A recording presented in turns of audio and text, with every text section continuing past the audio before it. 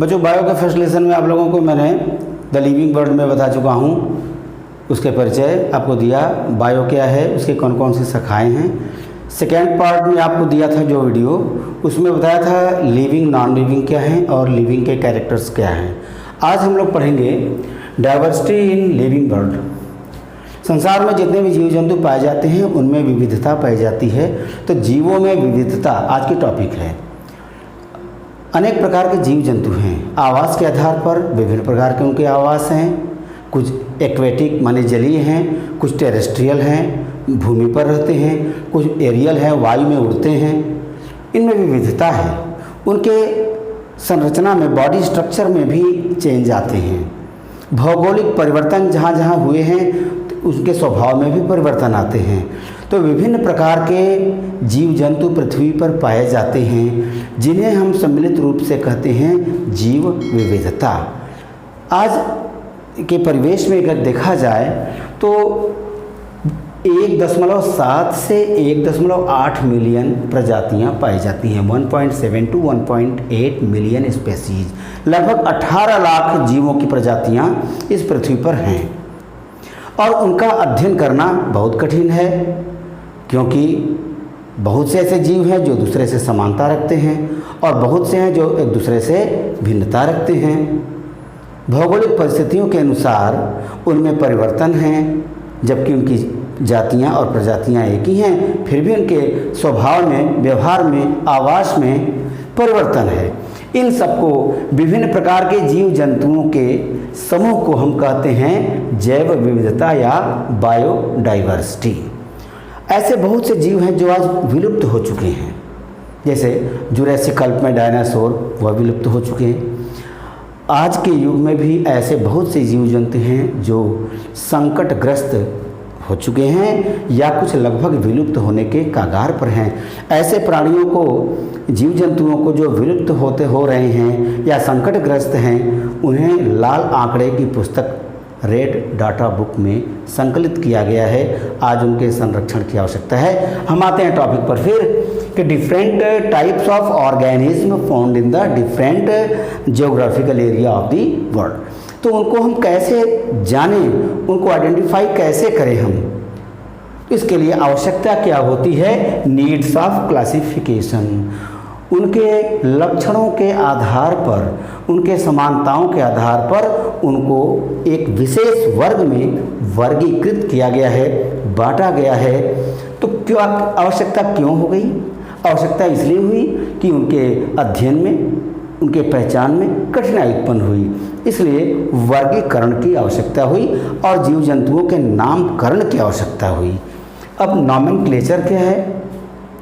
प्रत्येक जीवों के उनके भौगोलिक स्थिति के अनुसार विभिन्न देशों में नाम रखे जाते हैं।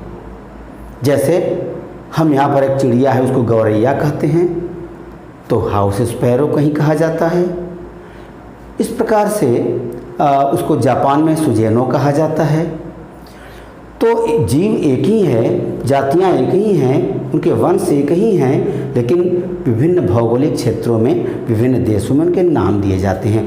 तो ऐसे नाम जो किसी खास देश में प्रचलित है उसको कहते हैं हम कॉमन नेम, साधारण नाम से हम बुलाते हैं।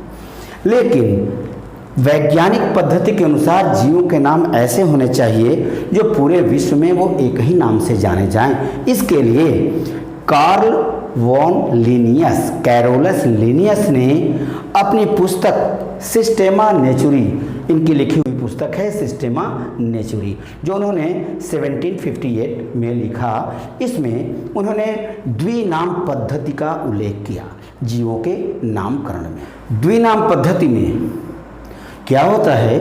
जीवों के दो नाम रखे जाते हैं। पहला अक्षर जो होता है नाम का वो होता है वंश, जेनरिक नेम, और दूसरा होता है जाति या स्पेसिफिक नेम।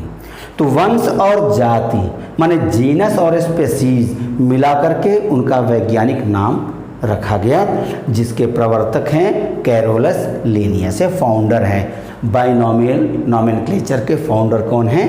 कैरोलस लिनियस हैं। जैसे मनुष्य का होमो सेपियंस, होमो क्या है? वंश है। स्पेसिफिक नाम क्या है? सेपियंस है। आम का मैंगीफेरा और indica species. Generic name genus क्या है? मैंगीफेरा और इंडिका स्पेसीज। गेहूं का नाम है ट्रिटिकम वल्गेयर।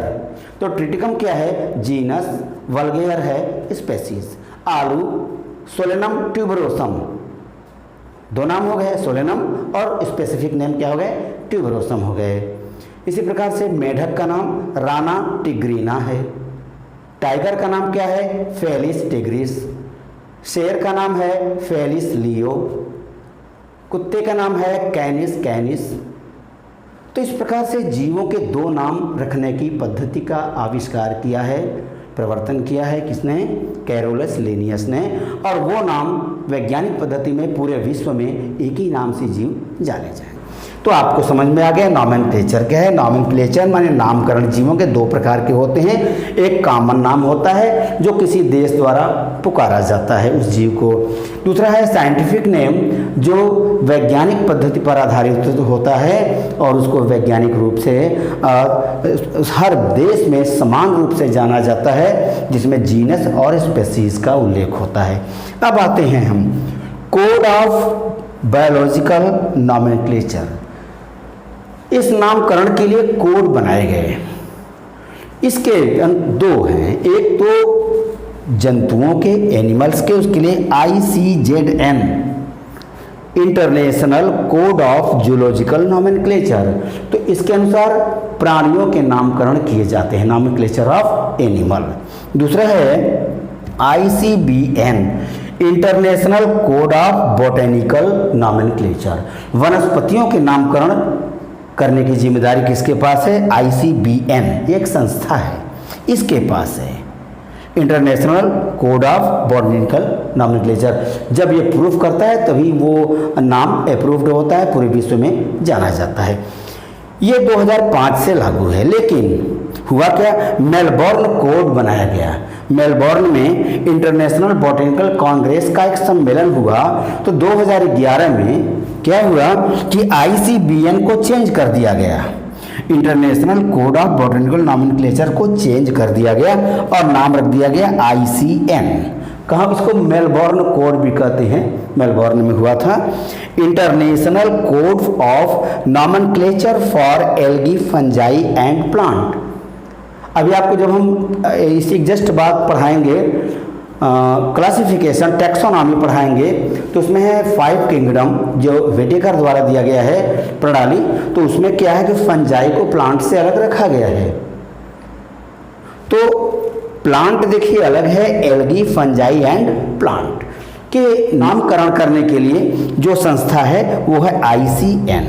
ठीक है। हालांकि एल्गी और फंजाई क्या हैं? एक प्लांट के ही हैं, थैलोफाइट्स हैं जो सरल पौधे हैं, जिसको हम कवक और शैवाल भी कहते हैं, उसको भी प्लांट के साथ ऐड कर लिया गया है।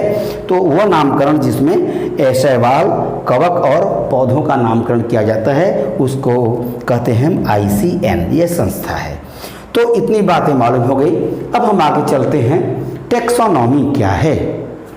जीवों को उनके समानताओं और विषमताओं के आधार पर किसी समूह में वर्गीकृत करना, जिससे उनके अध्ययन में, उनके पहचान में सुविधा उत्पन्न हो जाए, उसको कहते हैं वर्गीकरण। और जीव विज्ञान की वह शाखा जिसमें विभिन्न जीवों को विशेष समूहों में वर्गीकृत किया जाता है, इसके अध्ययन को कहते हैं टैक्सोनॉमी या वर्गीकी। इसको सिस्टमेटिक्स भी कहते हैं। सिस्टमेटिक्स का मतलब ये होता है कि उनको विशेष गुणों के आधार पर विभिन्न समूह में रखें, जैसे किंगडम है, एनिमल है, सब किंगडम है, फिर इसके बाद आता है इनकी फैमिली आती है, फिर ऑर्डर आता है, जीनस आता है, स्पेसीज। तो इस प्रकार से क्रम में व्यवस्थित हम आगे के अध्ययन में करेंगे।